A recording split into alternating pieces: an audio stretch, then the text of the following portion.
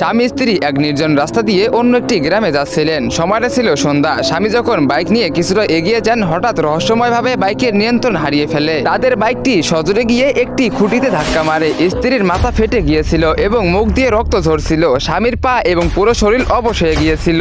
এভাবেই কিছুক্ষণ যাওয়ার পর স্বামী কোনো মতে উঠে দাঁড়ান এবং স্ত্রীকে কোলে তুলে নিয়ে কাছের একটি হাসপাতালের দিকে ছুটতে থাকেন। স্বামী শেষ পর্যন্ত হাসপাতালে পৌঁছাতে সক্ষম হন। সেখানে এক ডাক্তার তাদের দেখতে পান এবং রোগী দেখে ডাক্তার খুব খুশি হন। স্বামী তার স্ত্রীকে হাসপাতালের ভিতরে নিয়ে যান। ডাক্তার দুজনকে বেডে শুয়ে চিকিৎসার প্রস্তুতি নিতে থাকেন। কিন্তু হঠাৎ করেই ডাক্তার বিকট শব্দে হাসতে শুরু করেন। তার ব্যবহার মোটেও স্বাভাবিক ছিল না। পলক ফেলতেই তার চেহারা একটি শয়তানের রূপ নেয়। তখনই সে একটি ধারালো চাকু বের করে ফেলে এবং স্বামী স্ত্রীকে কুপিয়ে তাদের 6 টুকরো করে ফেলে। পরের দিন সকালে হাসপাতালের আসল ডাক্তার রাইস্টার সেখানে আসেন। তিনি সঙ্গে একজন নতুন নার্সকেও নিয়ে এসেছিলেন। দুজনে ভিতরে ঢুকে বেডের উপরে পড়ে থাকা লাশের টুকরো দেখে স্তম্ভিত হয়ে যান। এসব দেখে নতুন নার্স ভয়ে বাইরে দৌড়ে পালাতে শুরু করেন। রাইস্টার তাকে থামান। নার্স থেমে যান। রাইস্টার তাকে জিজ্ঞেস করেন, আরে তুমি পালাচ্ছ কেন? আজ তো তোমার প্রথম দিন। নার্স কাঁপতে কাঁপতে বলেন, ভিতরে সব কিসের টুকরো ছিল? আমি এমনিতেই রক্ত দেখলে ভয় পাই, তার উপরে আবার এগুলো ছিল মানুষের টুকরো। আমার তো এখনই বমি হয়ে যাবে।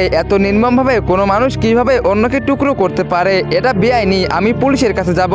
তো গাইস, এরপর কি হয়েছিল? সে কি আসলেই ডাক্তার ছিল নাকি অন্য কিছু ছিল? তোমরা সেটা দেখতে পারবে পার্ট 2-তে। পার্ট 2 দেখতে চাইলে ভিডিওতে লাইক করে চ্যানেলটাকে সাবস্ক্রাইব করে দাও। টিকটক ফেসবুক থেকে দেখে থাকলে ফলো করে দাও। আর অবশ্যই কমেন্ট বক্সে পার্ট 2 লেখো।